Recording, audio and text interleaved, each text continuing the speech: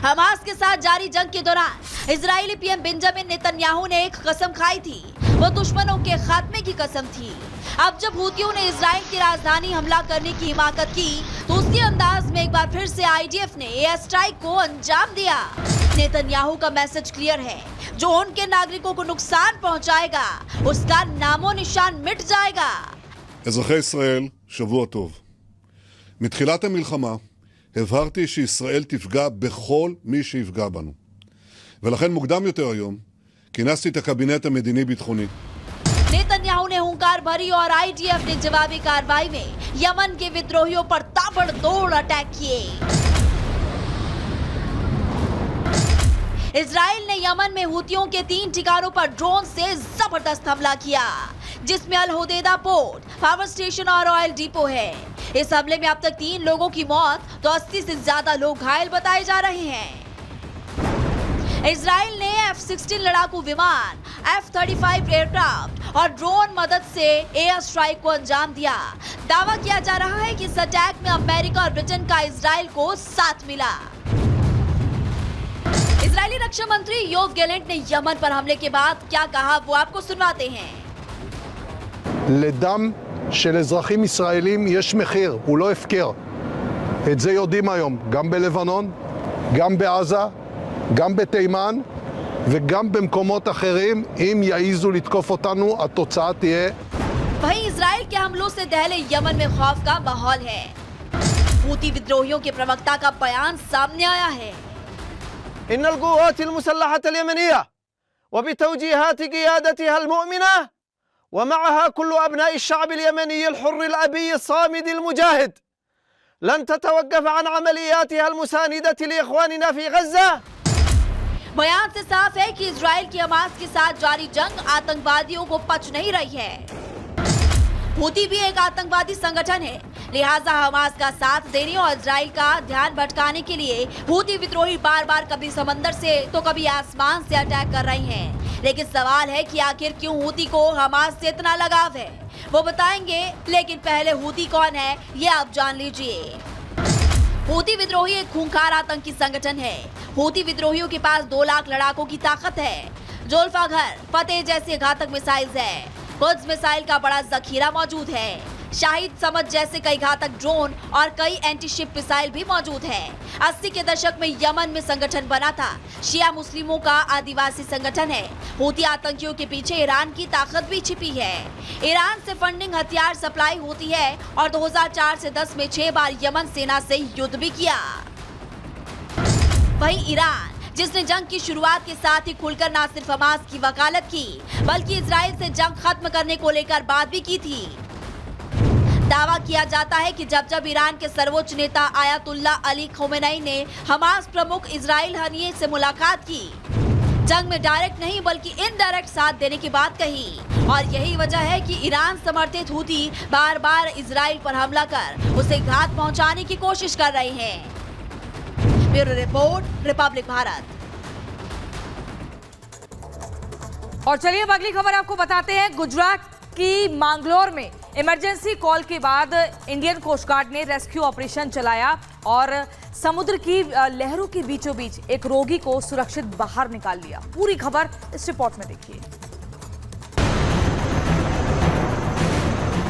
ये तस्वीरें किसी एक्शन सीक्वल या मूवी की नहीं है। ये तस्वीरें हैं इंडियन कोस्ट गार्ड की बहादुरी की। ये तस्वीरें हैं हमारे जवानों के साहस की। ये तस्वीरें हैं जो ये बताती हैं कि हमारी फोर्सेस किसी भी आपातकाल स्थिति से निपटने के लिए बिल्कुल तैयार हैं।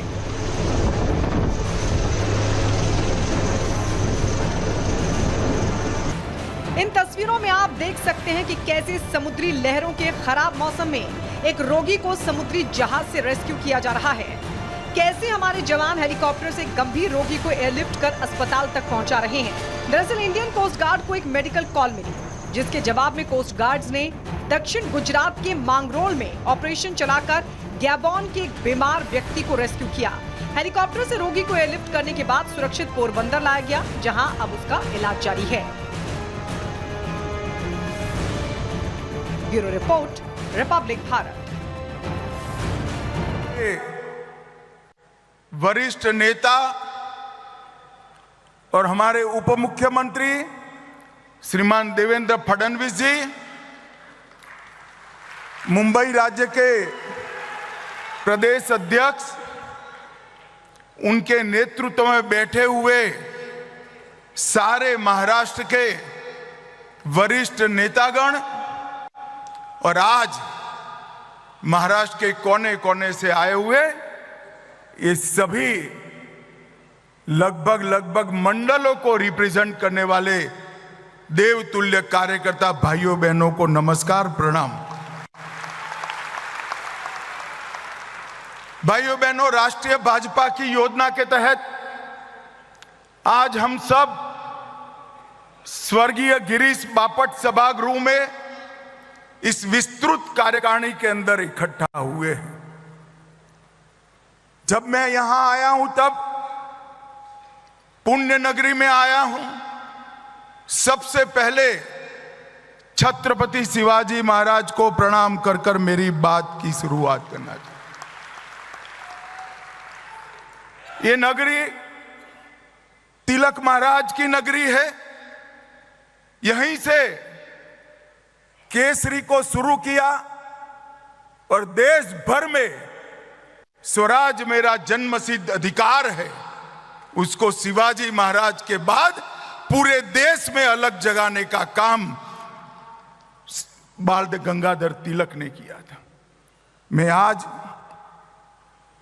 बाल गंगाधर तिलक, बाजीराव पेशवा और वीर सावरकर, ये तीनों महापुरुषों को मनपूर्वक प्रणाम कर कर मेरी बात की शुरुआत करना चाहिए। आज गुरु पूर्णिमा है।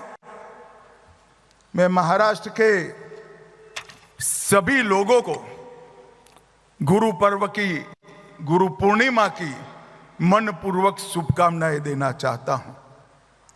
भाइयों और बहनों, हम सब जानते हैं कि देश भर में हर प्रदेश के अंदर ये विस्तृत कार्यकारिणी का आयोजन हमारे पार्टी के अध्यक्ष श्रीमान जगत प्रकाश नड्डा जी के निर्देश पर हो रहा है। परंतु महाराष्ट्र की ये पुणे नगरी में विस्तृत कार्यकारिणी का एक अलग स्वरूप भी है, अलग उद्देश्य भी है। हमने विस्तृत कार्यकारिणी देश भर में 2024 के चुनाव के बाद फिर से एक बार हमारे कार्यकर्ता हमारे विजय अभियान में लग जाए, इसके लिए बुलाई है। परंतु महाराष्ट्र के अंदर ये विस्तृत कार्यकारिणी 2014 के चुनाव की समीक्षा के साथ साथ 2024 की चुनाव की समीक्षा के साथ साथ 2024 में फिर से एक बार कमल फूल की युति सरकार बनाने के लिए बुलाई।